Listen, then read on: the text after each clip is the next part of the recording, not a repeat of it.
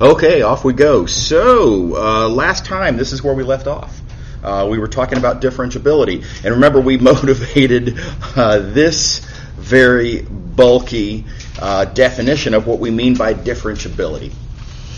Specifically, what we mean when we say that this formula that we looked at previously is actually not only the only reasonable candidate for a linear approximation, but actually is appropriately thought of as an actual linear approximation.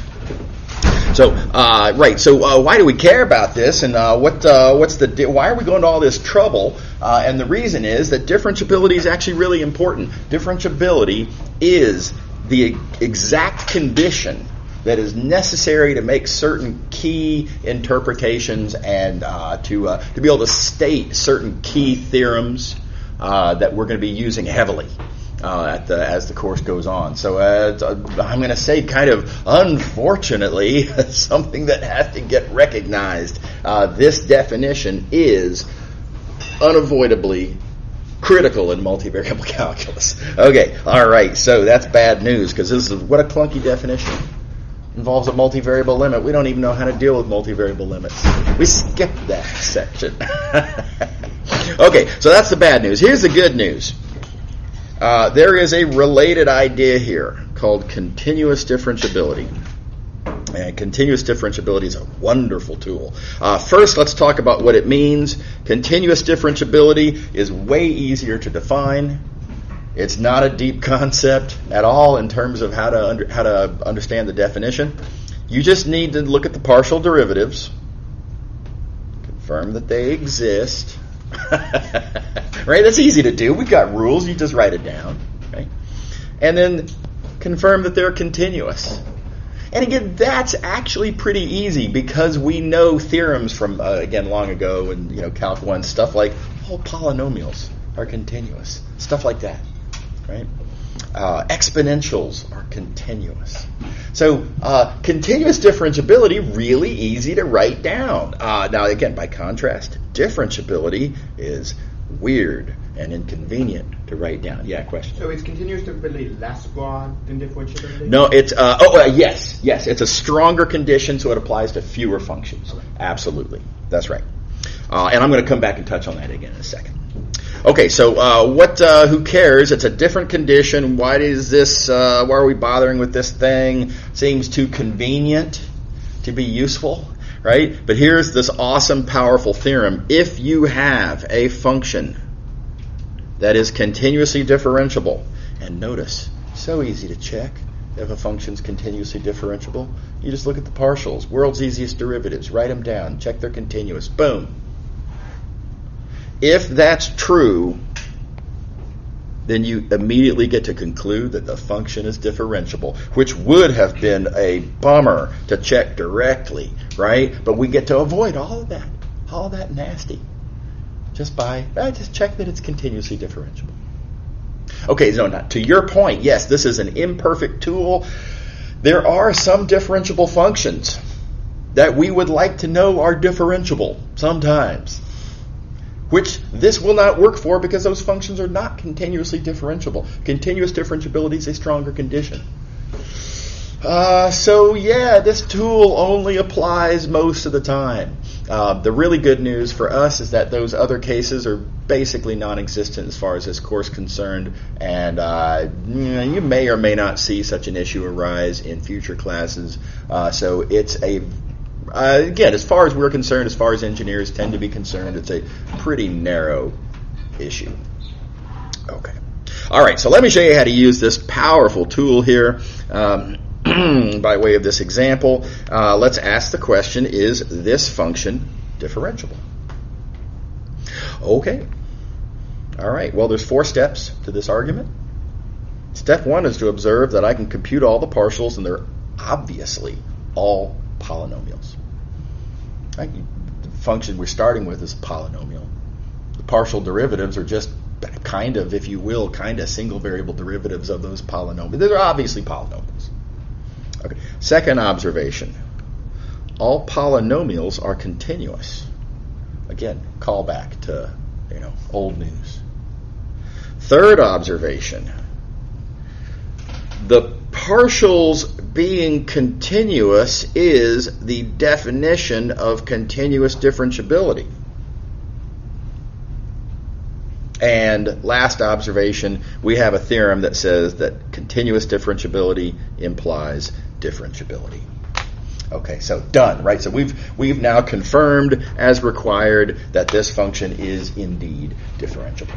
Everybody follow the reasoning there? Yeah, question? Did you use the fact that they're polynomials or the fact that they're continuous to show that they're differentiable? Well, I kind of need both, is the thing, right? So I need to know that they're polynomials so that I can ask the follow-up subsequent question, are polynomials continuous? And yes, they are. So yeah, the fact that they're continuous is what allows us to get to the next step. But I can't just assert they're continuous unless I know what they are. So what I need to do though is like the continuously differentiable. What is that? What is like the logic leading to that statement? Yeah, continuous differentiability means that. Whoops, wrong color. Where's that coming from? Like what's the? Where's this coming from? How do you know that f is continuously differentiable? Because I've confirmed that the partial derivatives are continuous. Okay. Right there is the definition of continuously differentiable. Okay. Yeah, is that cool? Yeah. Yep. Cool. All right. So now comment here. How would you write this down on an exam? And y'all will recall, as I've said before, this class is not a class about answers. It's a class about reasoning and ideas, right? And stuff like that. So I just want to point out, if you look at this argument, in fact, all four of the little elements that I've identified by color coding here, they're all actually necessary, right? You can't just look at a function and declare all the partials to be continuous if you don't know what they are. So we needed to recognize that they're polynomials. We needed to recognize not just that they're polynomials, but that they are therefore continuous in order to connect back to the definition of continuously differentiable. And we needed to recognize that we know the function's continuously differentiable because that's the thing that allows us to conclude differentiability. Right? So really, all four of these elements are necessary to make what I would call a really complete, careful argument appropriate to the context that we're in right now, to make a complete argument to answer this question. So one thing I want you all to spend a little time doing is make sure to digest what I just said there, that that you really need to write down all four of these points. If you were to leave one of these 4 points out, then you would in effect have an incomplete. You'd have a hole in your argument, right?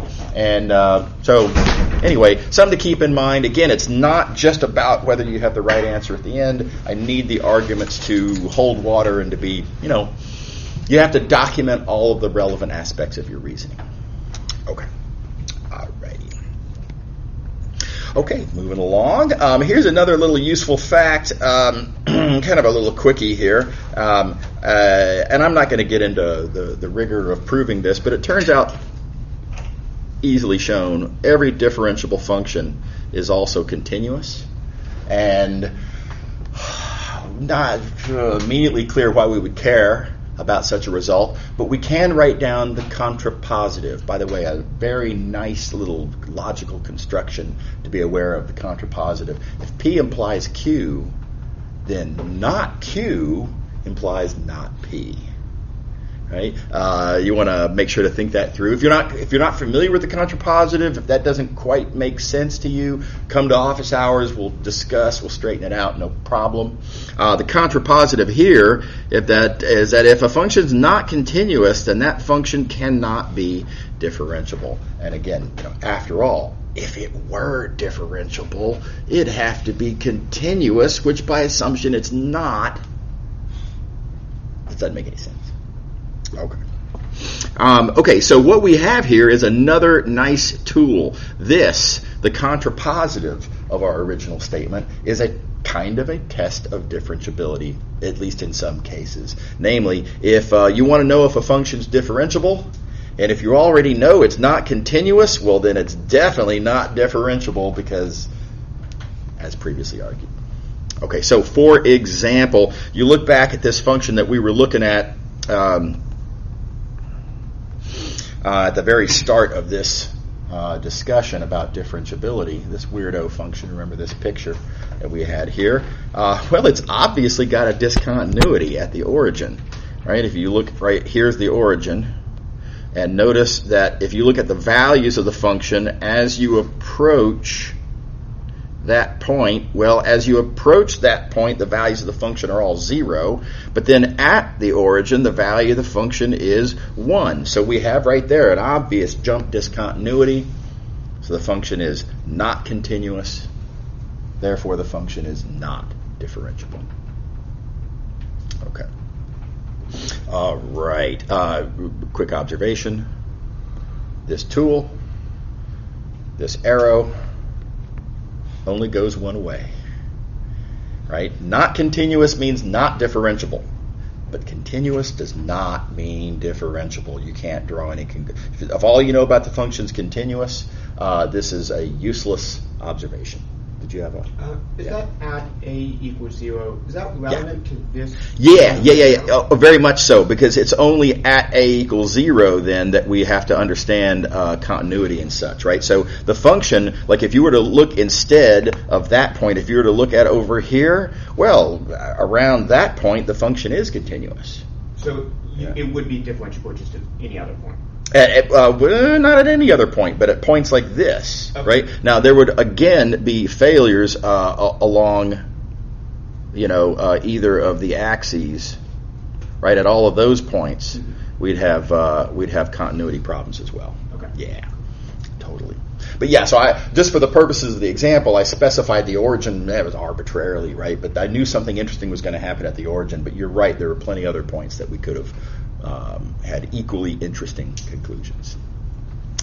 Okay, so we are finally prepared to start talking about what I'm going to call the derivative of a function, multivariable function. In fact, not only multivariable, but vector-valued multivariable function.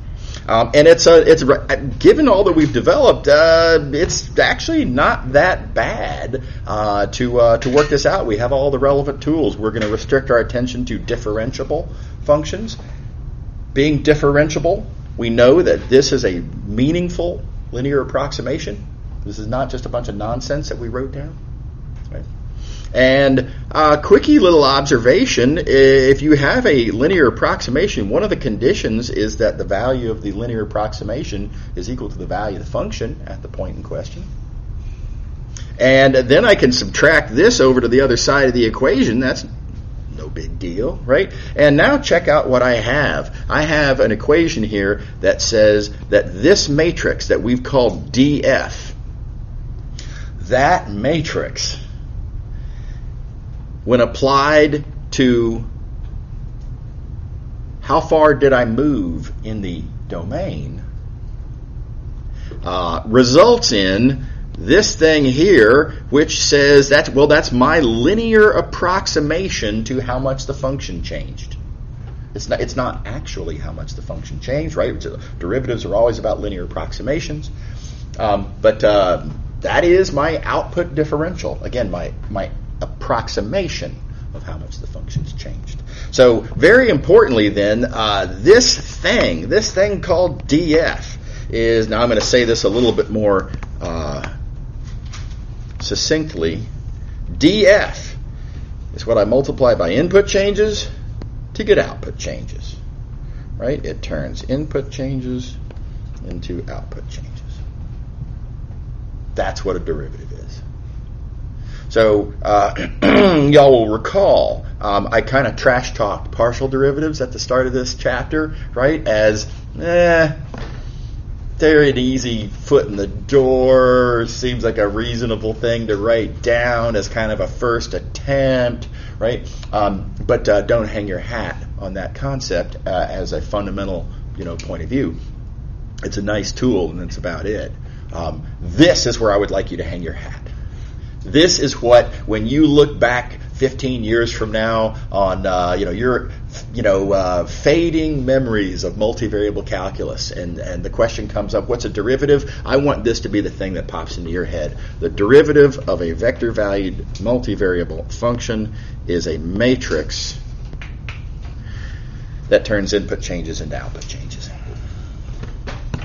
Everybody good? Okay. All right. So that is what the derivative is. A little bit of lingo.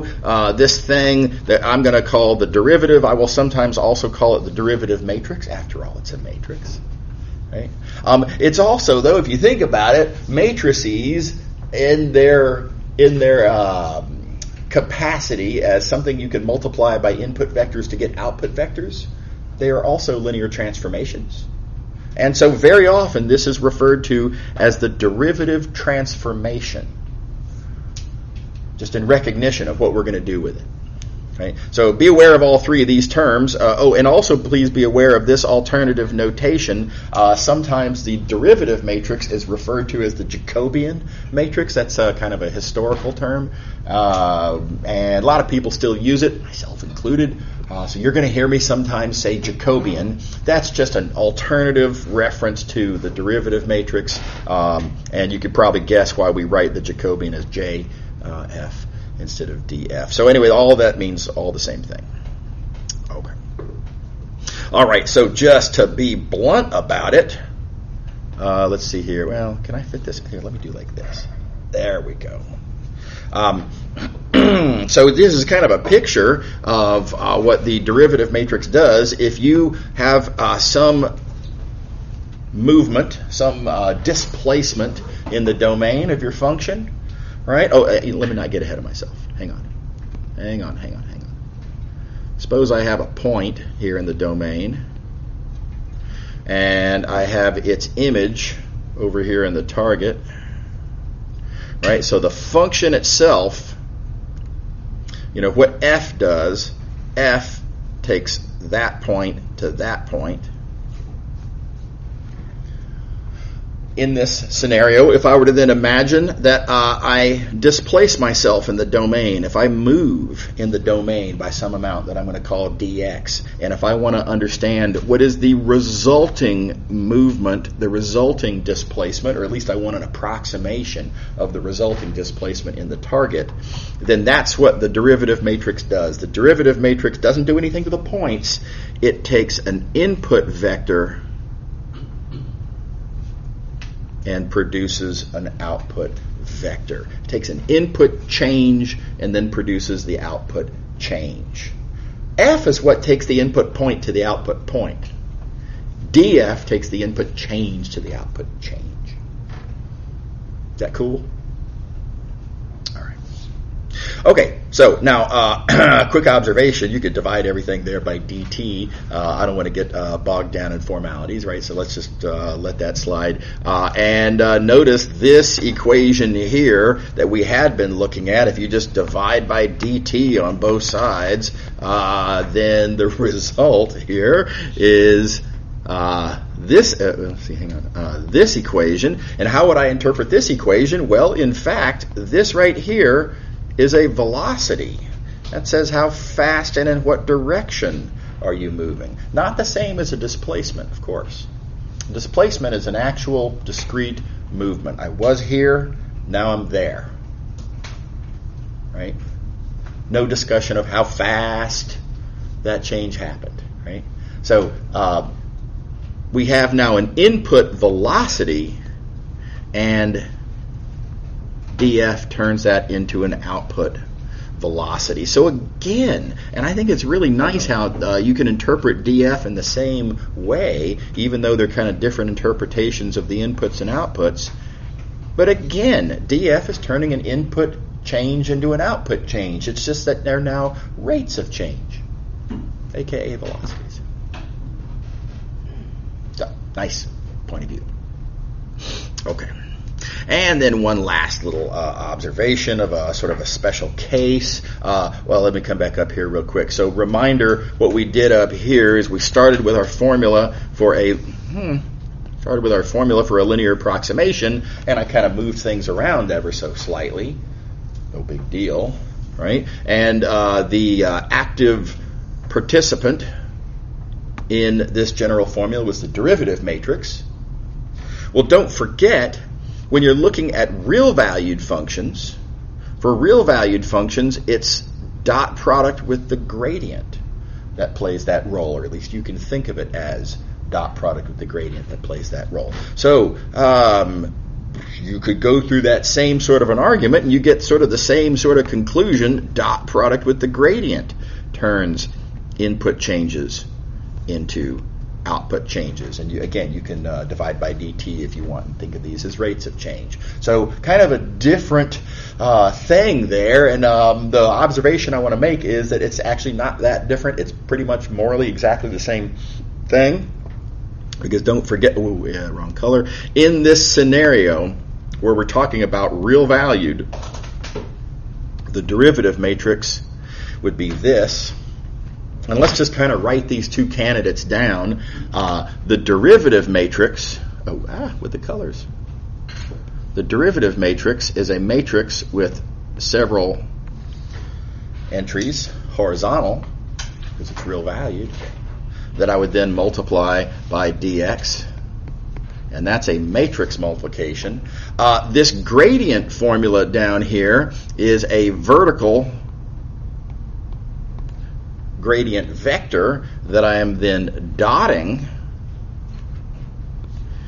with my dx vector. And let's compare these two calculations then. This calculation versus that calculation. There I'm doing a matrix vector product. Here I'm doing a vector dot product. And it's the same exact arithmetic. You're multiplying the same. I mean, these are the purple matrix, the purple vector. There, it's the elements are the partial derivatives. It's the exact same algebra. It's different shorthands for the exact same algebra. So again, it's tempting to look at this real valued scenario and recall our formula for the real valued linear approximation and to fret over this being a gradient instead of a dot product. It's a gradient instead of a derivative matrix, but it's not. It's the same exact thing, different notation. Yep. Two clarifying questions. Yep. So when you divide by dt, would you call it like the second derivative, or would you just call it? No. It's not a second derivative at all. So this is just a reinterpretation of what this derivative matrix is doing, right? So keep in mind, this here is not a derivative. That's just a change. That's a differential, right? So does that make sense? Yes. Yeah. So it's not. I know the notation is a little weird and confusing, and tragically, the word differential and the word derivative both start with D, and they're easy to conflate. Right? But when I write down dx, this does not mean that I'm taking a derivative of x. It just means I'm looking at a change in that value. But like when you write it as dx dt, technically. Yeah. Oh, that's it's a one kind of a derivative. Yeah, that's right. So this is a derivative of the position function. That is not what this is. This is the derivative of a vector valued. A different vector valued function, right? So this is not a second derivative in any sense. Yeah, it's just two derivatives interacting with each other. Is that cool? Yes. Yeah. And another clarification. Mm-hmm. So when you were drawing out, so when the matrix multiplies by the vector, wouldn't that? Oh, because it's down here. It's a row that the matrix. Yeah. It's a single row. That's right. Yeah. Exactly. Yep. Exactly. Okay, so alternative take, right? Again, when you have a real valued function, very importantly, this only makes any sense at all if you have a real valued function. Then if you want to talk again about the relationship between input changes and output changes, be they discrete displacements or rates of change, whatever, right? Any sorts of input changes that you want to relate to the corresponding output changes, you can view this, instead of being matrix multiplication, in this case of a real valued function, you can instead think of it as dot product with a gradient. It's the exact same algebra, different shorthand. So suit yourself. I think it's important to be comfortable with both points of view on this. They are, in fact, again, exactly the same. Okay, 2.4 is a quickie. I'm just going to remind y'all, I know they say this a lot, but there's way more material in this course than there is time.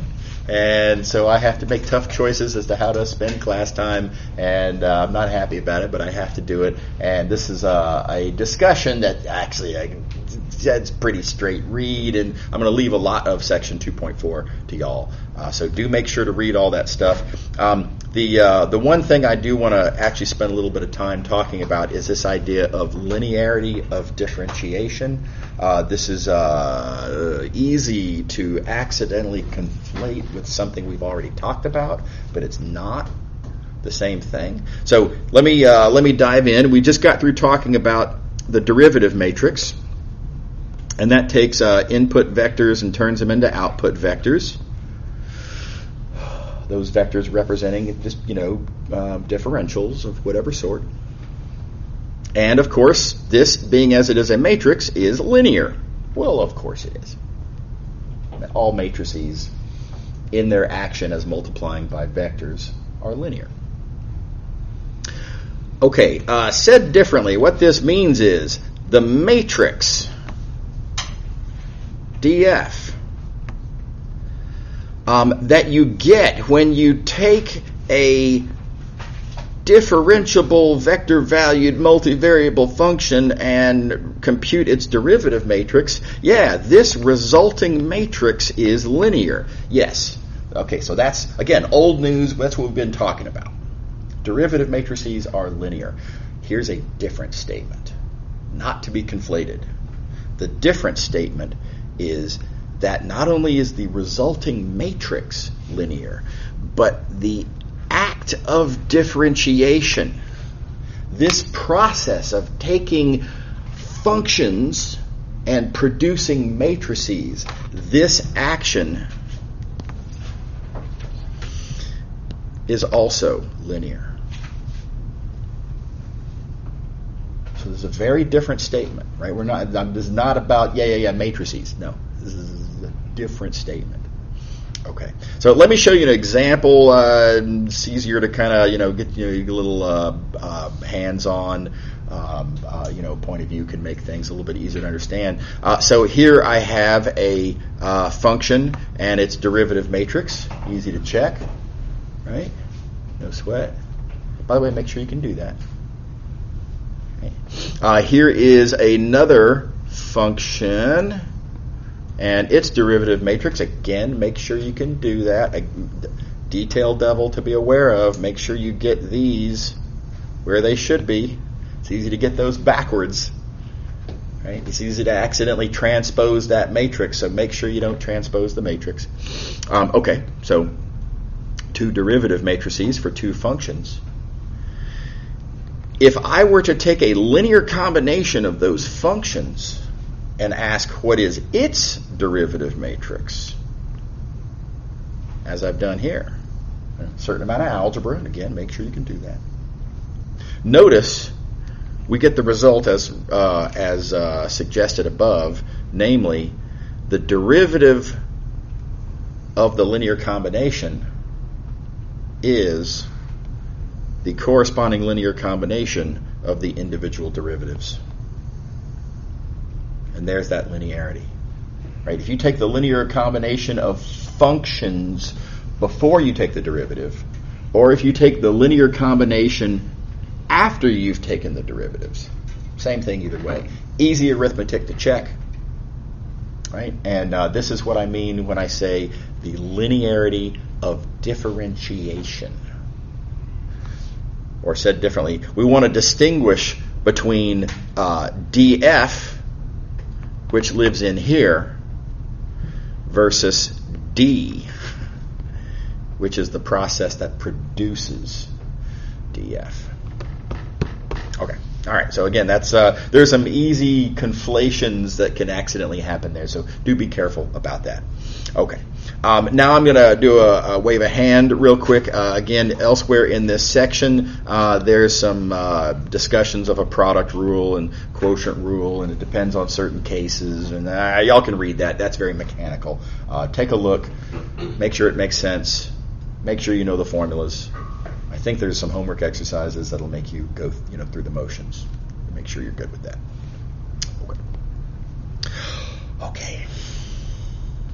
Okay, higher order partials. Now, this is another thing that's can be confusing, but it doesn't really need to be.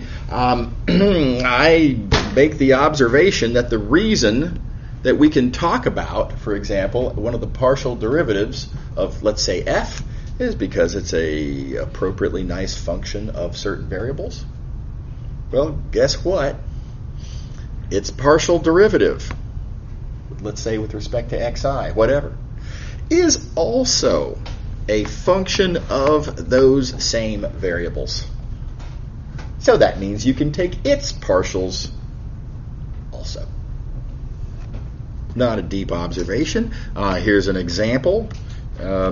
I have here a function, and therefore I can talk about its x partial and its y partial, and those are easily computed. And we've talked about the notations, right? We've seen both of these notations here before.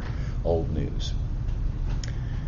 As noted above, check it out. These partials are themselves functions of the same variables x and y, and so you can talk about their partials as well. And again, easy to compute. Okay, how do you visualize that geometrically? That's a little, we're going to have to talk about that on the next page. Let's put a pin in that. But partial derivative, also functions, so you can talk about their partials. Now let's talk notation first, just to get that out of the way. What would I call? How would I write it if I were to take, for example, an x partial and then compute the y partial of that? What would be the natural way to write that down? And here's a couple of reasonable proposals. If I can get my computer screen to cooperate. Here we go. A couple of reasonable alternatives. I am, after all, taking the partial of f with respect to x. Partial of f with the partial of f with respect to x, and I am taking a y partial of it. So I think this notation right here makes loads of sense. I mean, it's just kind of putting the characters together. It's a slight abuse. The part of this notation that always gave me the willies was this right here, that I'm going to take a partial symbol and another partial symbol, which are right next to each other, and then suggest that that's squared. And I got really unhappy about I don't know how to multiply partial times part. What is that? Is that a number? What is that? Right? And uncomfortable, awkward notation. Don't worry about it. It's just notation. And everything else, I think, makes pretty good sense as it is. Do notice, of course, that consistent with the ordering, notice I have partial x on the right and partial y on the left. Okay. All right, now here's another notation that you could use, perfectly reasonable. I could say, well, I'm taking my partial of f with respect to x. Here's an alternative notation for partial of f with respect to x. And I'm taking a y partial of it, and an alternative representation of how we take a y partial is, again, as a subscript. And that kind of suggests this notation here, where, now again, notice the colors and the order of the variables kind of suggests putting the x on the left as it is, because that's how it got written down, and then putting the y on the right. And I think that notation makes good sense too. The obvious concern, of course, is that you look at these two resulting notations and the colors are backwards. Super annoying. Oh my gosh. Super annoying. Very confusing. That's what it is. So heads up, right? Be careful. Nature of the beast. Make sure to be on the lookout for, and try to be careful about that. You just got to think about where these notations come from. Okay. Is everybody happy with that? Okay. All right. Now, one thing you're going to notice. The y partial of the x partial and the x partial of the y partial in this case happen to be the same, which is an eyebrow raiser. What a coincidence it kind of seems like, right? And then you notice that these are polynomials, and you could think through for yourself. It's not hard to write down. Just write down the formula for any polynomial, and notice that the partial derivative process, it's doing the same thing no matter which order you do it. It's ultimately really not that surprising that this works for polynomials. Here's the thing, though. It doesn't just work for polynomials. It also works for a very large category of other functions. And why that works really is not obvious. But it is true and very handy to be aware of. Now, it's not always true, but for this very large category of functions, it is. Let me try to get this to settle in. There we go. And the notation here is a little clunky. All this business about this and this, I refer to these as rearrangements. Notice these are just the subscripts that I'm going to use to indicate which partials I'm taking in which order. So all this business about rearrangements is just notation to allow me to represent the idea that you might rearrange the order in which you take the partials. That's all it is. And so what this theorem says is, in a very broad category of cases, I can get these to go. In a very broad category of cases, yes, the order doesn't matter.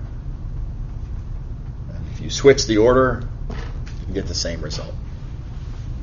So that's pretty cool. Now, again, it's not always. There are counterexamples. And in order to draw this conclusion, the condition that we need is this right here, which you see I have written a definition of up here. However many partials there are that you want to rearrange, you need to know that the function is at least that many times continuously differentiable. So specifically, here we are rearranging k different partials. That means I need the function to be what we call ck, which means that I need for at least kth order partials to exist and be continuous. In other words, k times continuously differentiable. So that's the condition, yeah. Does this apply if they aren't all distinct? Like if some of the partials were the same? Oh, yeah, totally fine. Yeah, in fact, that kind of makes it easier because rearranging x partial with x partial literally does nothing. So yeah, totally fine. If it was f, x, y, z, x versus... Not a problem. Not a problem. Yeah, totally. Yeah. Okay. All right, so real handy. Let's see here. What do these look like on graphs now? So again, if you want to really understand something, you have to have some connection between the algebraic, definition and something useful in some way, right? So let's talk about what this looks like geometrically. I am going to focus my attention on graphs. It's really, I don't want to say only, but it's much easier. I think it's a fair statement. We're really only going to interpret higher order partials in the context of graphs. So in that context, let's think it through. What, for example, is fxx? I take the x second partial, and there's a real easy way to think about this. If you take the x second partial, that means you're holding y constant. That means you're looking in... Oh, I missed. Let me try that again. It means you're looking in a vertical cross-section like this, where y is constant. Said differently, you're going in the x direction.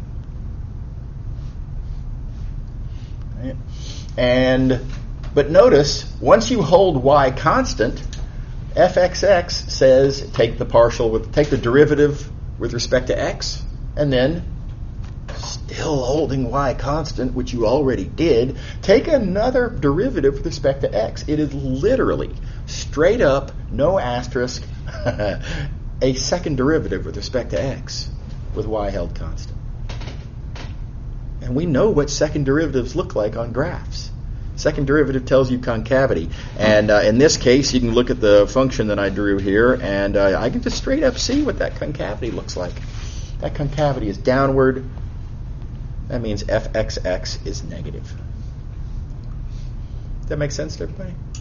So good. I mean, this is exactly what we would hope, right? Isn't that nice? Exactly what you think. And then likewise, analogously, let you all think through all the details, but if you're taking the y second partial, then you'd effectively be looking at that cross-section, which is clearly upward, and so fyy is positive. Okay. All right. Where things get weird is if you're doing what we call mixed second partials. So notice what I have up here. I start off by taking the y partial of the function, but then I take the x partial of that. And this you cannot just immediately connect back to single variable ideas, because at different points in the calculation, different variables are held constant. So this is not, you just can't, right? I mean, that whole idea of, well, x is constant for the whole calculation. No, it's not. Right? So what are we going to do about this? In order to make sense out of that geometrically, what does this look like? There are different ways to think about this. This is by far my favorite, and that is to interpret the y partial exactly as we have previously. Namely, it's the slope of the tangent line, right? We're looking at a graph. Again, all this is in the context of looking at a graph. And y partial is the slope of the tangent line in the y direction. And let me come down here to how we would visualize that in this. Here's my attempt to represent this geometrically. A y partial says I'm going to be moving in the y direction. And as I move in the y direction, I want to look at the tangent line. So this is to be understood to be immediately above, like this. I want to look at that tangent line, tangent to the graph, whatever that is, and see what the slope of that tangent line is, right? That's the y partial. Okay. However, now what I want to do is ask, how do I understand the x partial of that? You have to resist the temptation here to say, oh, slope in the x direction.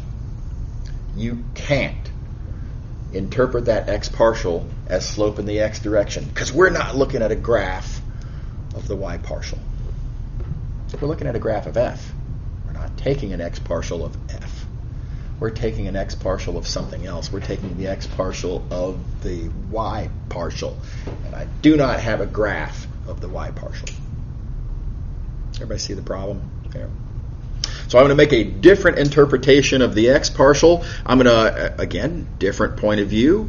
Also, something we discussed when we first wrote down partial derivatives. I'm going to interpret the x partial as saying, how fast are things changing as I move in the x direction? So I'm going to imagine this process of as I move in that x direction, right? How fast then are these, wrong color. How fast are the y partials?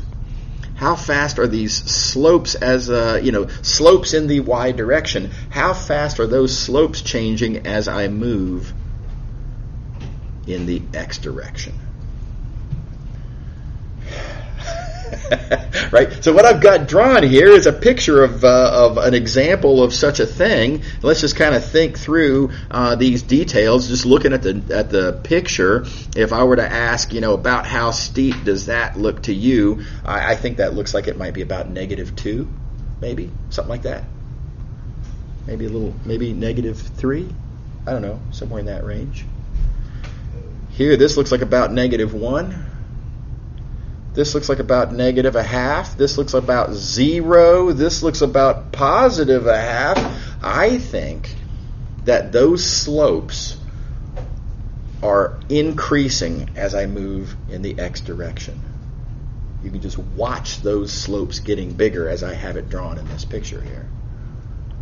And so I appeal to your sense of the geometry of that in this case, as drawn here, that mixed second partial looks positive. How we doing? Everybody buy it? So, okay, now having found an example, having seen an example of what this looks like, how would I describe that? I mean, geometrically, is that a concavity thing? No, not really. Right? What I see when I look at this is, let me just step over here. Back here, I feel like the slope in the y direction, right? The slope in the y direction is kind of steep downward like so. And then as I move out of the page, as I move, coming at you, right? Those slopes do like this. So, again, use your kind of visual intuition. And I wish I had some sort of what I feel like I need is a piece of rubber about this big that I can grab by the corners and twist. I feel like it's a twisted sheet of rubber. Everybody kind of see that? I mean, it's physical geometric appeal. So this is what we have. This is how you think about mixed second partials geometrically. They represent a twisting of the graph.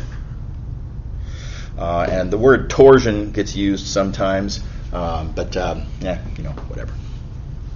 Okay.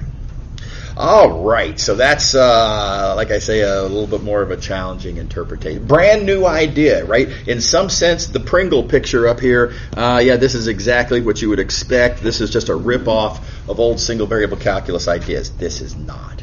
This is a brand new idea. You never saw anything like this in a Calc 1 class.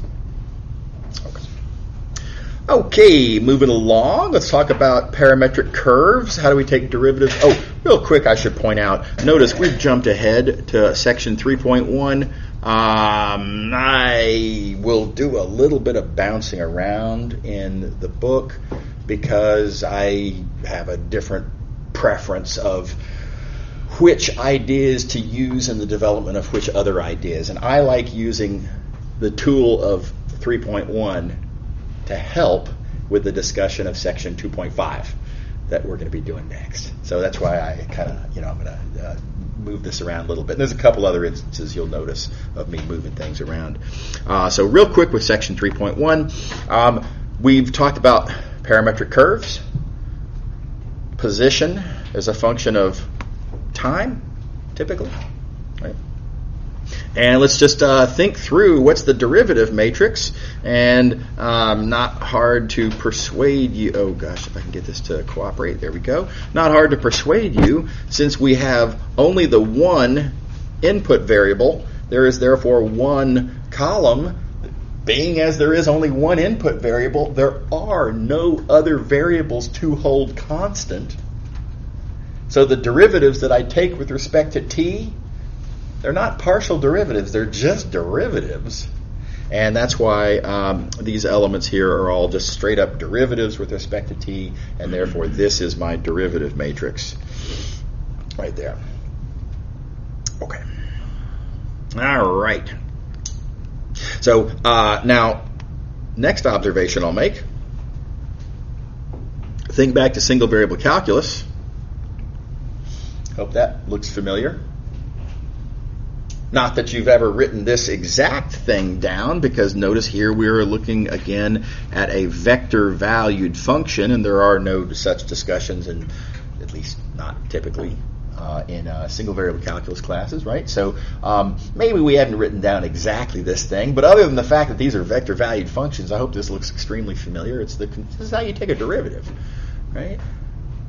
And I can make a geometric interpretation straight out of this, namely, notice these are 2 points on my parametric curve. I was at one point, then h seconds later I'm at a different point, and that numerator is this difference, which is a vector like that. I can then say, okay, what happens when you divide that by h? Well, that's going to make it perhaps, let's say, a little shorter, at least for large values of h. So there's that thing. And then you can imagine what happens in the limit. In the limit, as h gets smaller and smaller, we're going to be looking less and less at secant lines and more at a tangent line. And in the limit then, pretty believable, I think, that altogether, this thing, the derivative, you would expect to be a tangent vector. Hopefully that's a kind of a, at least vaguely familiar argument. Now there is something very different about what I've done here compared to what you've seen in probably a Calc 1 class. Again, this is vector valued for one thing, but here's the other key difference, really important difference compared to a single variable calculus argument. Note further, what I'm looking at here is points in the points in the target. I am not looking at a graph. The whole point of this picture is that we're looking at a parametric curve. That this is therefore not a graph. So if you were thinking as we were writing down the familiar definition and looking at this idea of curves and secant lines and tangent lines, if you were expecting this to come down to slope of the graph, well, it's not, because it's not a graph. So you shouldn't expect it to be a slope at all. So it's kind of to be expected that we got something at least a little bit different, because we're looking at a fundamentally different kind of a picture. Is that cool? Is everybody on board with that? Okay. All right. Okay, so nice punchline, and you can think, by the way, about this resulting vector. I'm going to let y'all think through the details here, but in fact, this vector, not hard to persuade you, it's tangent to the curve, and therefore it's pointing in the direction you're going, and the magnitude is going to be how far did you move per unit time, which is speed. Pretty easy pitch, I think, that this vector then, the derivative, is velocity. Is that cool? Real nice fact. This is our first little study of the calculus of parameterizations. When you're talking about a parameterization, derivative means velocity. Calculus of parametric curves. Is that cool? And a similar analogous argument, the derivative of velocity is acceleration, and you've probably seen stuff like that before. So nice punchline then. Y'all are going to kind of recognize example questions like this. Y'all did basically one-dimensional versions of these back in Calc 1 classes. If I give you a velocity and ask you to figure out what is the acceleration or what is the position, well, you can just use the calculus. Acceleration is the derivative of the velocity. So you just take the derivative. Nothing to it. And because velocity is the derivative of position, position then is the antiderivative of velocity. So we're just going to anti-differentiate these velocity formulas that we were given. Color choices. Velocity having been given as that. Right, we're just going to take antiderivatives, blah, blah, blah. By the way, the opportunity comes up. I am going to assume that y'all are all fully polished up and proficient with all that old integration stuff from Calc 2. And related to that, there are some obscure integral formulas like hyperbolic trig functions and stuff like that. And yeah, that's not going to come up in this class, at least not on the exams. So no problem there. But when I say that I assume that you're proficient and polished with your integration skills, I'm talking about integration by parts, substitutions. Trig substitutions I think are really important. By the way, if you're not good with trig subs, or if that's something that your class may have kind of swept under the rug or something, not rare. A lot of students come into Math219 having not seen trig subs. but it's a problem. It's something you definitely need to know. Trig substitutions extremely naturally come up when you're looking at circles, and the world is full of circles. That's the way it is. Okay, so yeah, trig sub's really important. If you are looking for a resource on that, I have again my miscellaneous topics playlist. I've put together recordings on topics that I have found over the years. So many students in Math219 or 212 before it would needed help on, and so I think it's about a half-hour discussion of trig subs. So please give that a look if you're not good at those already. Okay. All right. So one thing I do want to talk about a little bit is this, what a lot of people call the integration constant here. How do you evaluate this integration constant? The very first thing I want to do is dispel a myth. It is very commonly believed and absolutely incorrect, very commonly believed that the integration constant is always the initial condition. It's just not true. The reason that some students believe this is because their high school calculus classes only gave examples that were where a certain algebraic coincidence arises, which is absolutely a coincidence and not meaningful. And students noticed what appeared to be a pattern and then went with it, and it's just not true. It just doesn't work. And you'll even see in this example here, it just straight up didn't work, right? This is the actual value of C, and it is not the initial value. So you got to get rid of that. And now y'all can check my old recordings. I make a big deal out of this every year, right? And what I have noticed, as with many other topics that I make a big deal out of in class, the bigger of a deal I make out of it, the less often students step on that landmine and screw up on the exams, which is why I do it, right? Anyway, to this day, it happens that some students will just say, oh, yeah, and C is, and they just point to the initial values. It's just wrong. Straight up wrong. Not even close. Okay. All right, so how do we compute it? No big deal. All you have to do to compute this integration constant is just take this equation here that we did by antidifferentiation. We have position is an antiderivative plus a to-be-determined constant, and just plug in whatever value of t you know.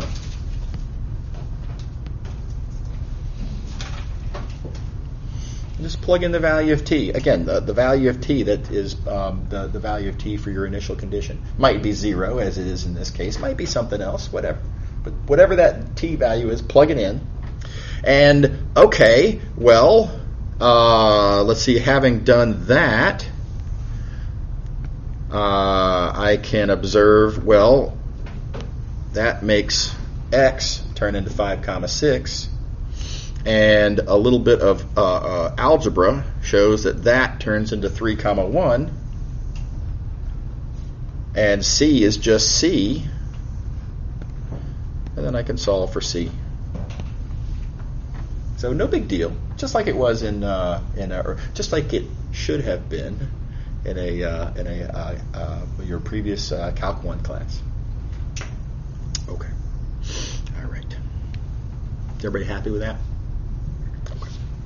All right. And another real quickie, I'm just going to also point out that, so we're talking about antiderivatives here. So this right here is an antiderivative. It's so unfortunate the notation that we use for antiderivatives looks so much like our notation for integrals, which is not what that is. It's not an integral. Furthermore, even if it were, it's not an integral of something whose graph we're looking at, right? And so in no way can you interpret this as being area under a curve that is relevant to this picture. So I just feel like I have to point this out. A lot of students, again, have kind of over-digested this idea that integrals give you area under the curve. So anyway, make sure not to misinterpret this in that way. Okay. Alrighty. Real quick reference then to elsewhere in this section. There is a bunch of stuff on Kepler's work in understanding planetary motion, which is very cool. And if this were a year-long course, we would totally cover it. And it's not, and it didn't make the cut. So you're not responsible for this Kepler stuff. It's a lot of detail, right? But it's really cool math. But anyway, it's not what we're doing here. So do skip that. But there is something in there that you are responsible for, and that is this. What in our book, Proposition 1.4, and it's just basically an observation of a couple of what you might call product rules for vector-valued functions of a single variable. And again, you look at how they're written down; it's exactly what you would expect, right? So no problem, I hope, in making sure that you can memorize these rules as well. Okay. All right, so make sure to know that stuff. And now we proceed back into section 2.5. Chain rule. There's a lot to say about the chain rule. Different ways to think about it. This is a big section. It's going to take us a while to get through it. We're absolutely not going to finish 2.5 today. We're barely going to get started. So I want to start off with what I think is the best natural first point of view, again, cornerstone point of view on how to think about the chain rule. I'm going to do this by analogy with the single variable version of the chain rule for two reasons. First of all, I know y'all are already experts with the single variable chain rule. I know you dig it. I know you have some sense for it, some intuition for it, and a lot of experience using it.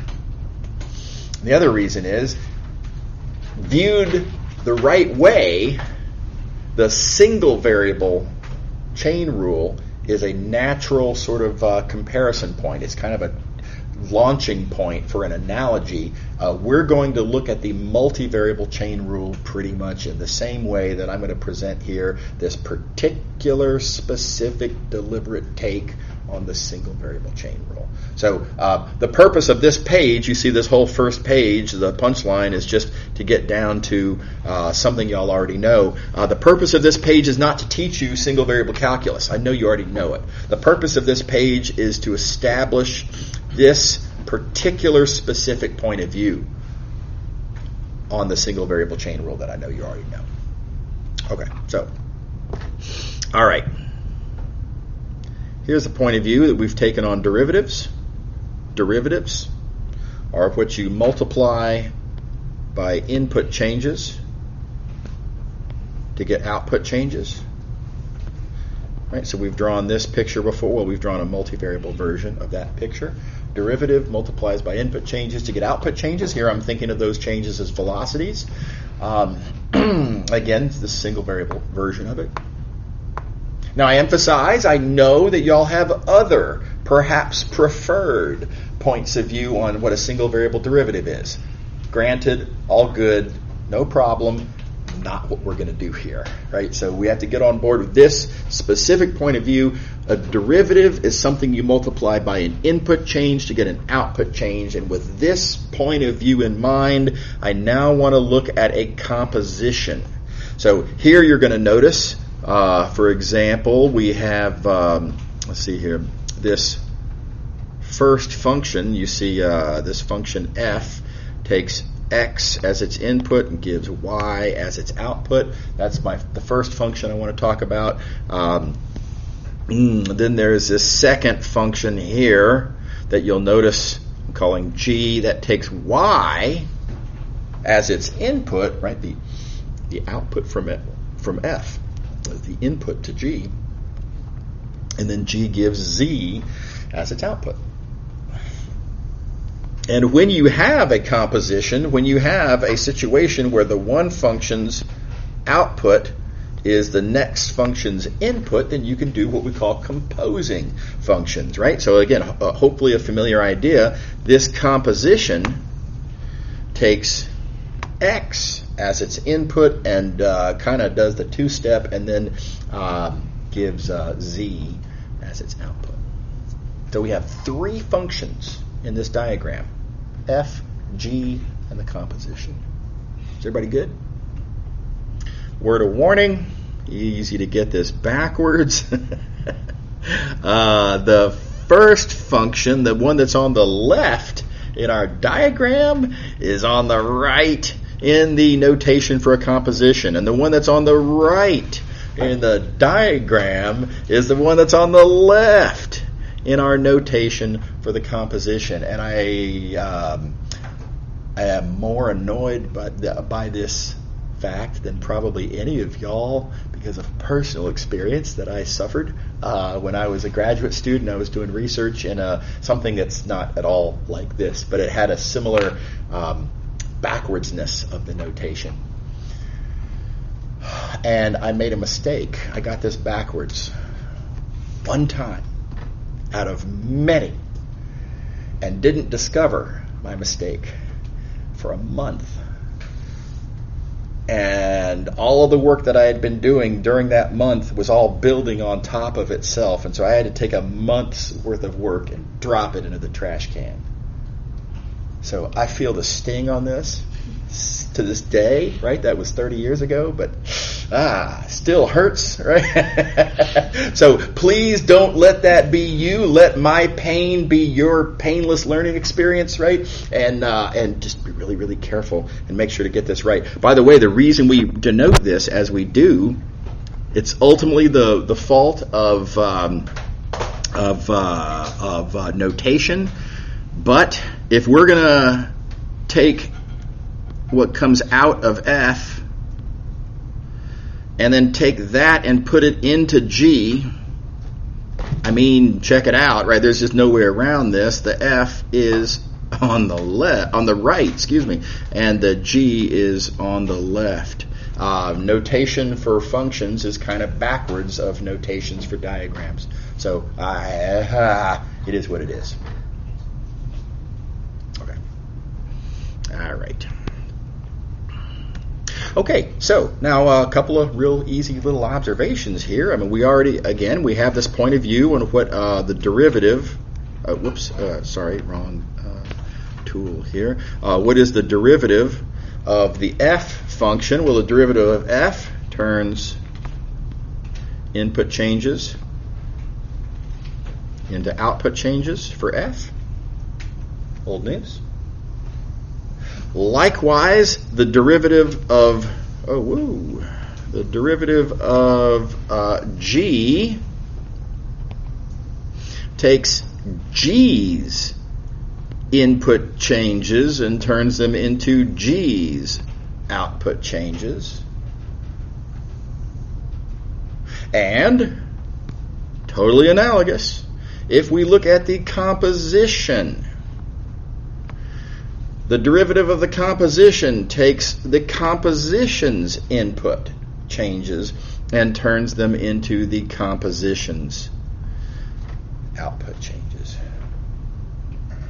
And at this point, you have a couple options on how to sort of think about how to kind of take 1, 2, and 3 and kind of put them all together. If you want to do that with the algebra, sure, go ahead, and I've written that down, and you can, if you want, follow through the little algebra there. I think the easier and more satisfying way to kind of put this all together is to just notice then that each step along the way represents a multiplication by a factor.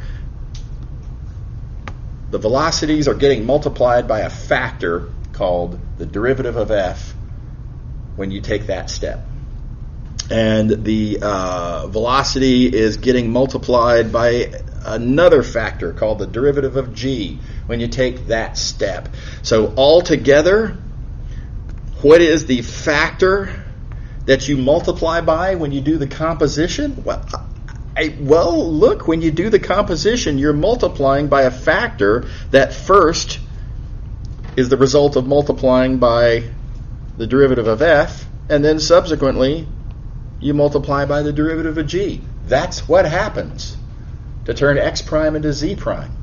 You're first multiplying by the derivative of f, and you're then multiplying by the derivative of g. Altogether, you've multiplied by the product. So that's a point of view. Hey, if you have a different point of view on the single variable chain rule, that's cool. It's all good, right? But I need this point of view so that I can argue by analogy in the multivariable context. Okay, so let's do it. Now, before I do, I just spiked a football here. I'm going to point out that you can interpret this in a nice way. This says that when you compose functions, you multiply the derivatives. Or I like to say it as differentiation turns compositions into products. Right? I think it rolls off the tongue very nicely. It's a nice sort of summary of what's happening there. Okay, now, same thing in the multivariable context. Exact same structure of ideas. Remember, the derivative is what you do to input changes to get output changes. That's what the derivative does. It multiplies by that to produce that. And we're going to apply that very specific point of view to a composition now of multivariable functions. And notice we have here the derivative, we have here this multivariable function f. We have here a multivariable function g, and then we can talk about the composition. And again, you can write all these things down. In each one of these three functions, we're talking about derivatives as being factors. And okay, so altogether, what happens there is the multiplication by this factor called df. What happens, I don't remember the color. Red, I think. What happens here is multiplication by this matrix factor dg. All right, well then, altogether, what did you do when you go from x prime